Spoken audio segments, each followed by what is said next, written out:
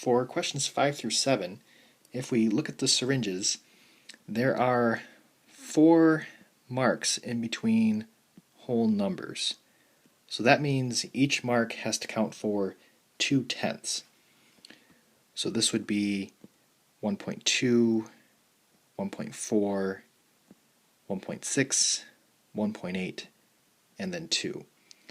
So you can't count by 1/10 because then it would not be spaced out correctly in between these. So 3.2 is going to be the first mark past the 3. And then we shade in the syringe. 4.4, that's going to be the second mark past the 4.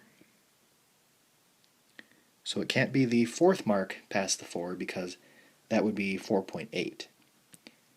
And we're going to shade this in. And then lastly, 0.2, that is going to be this first mark here. That's not the 0. So very small.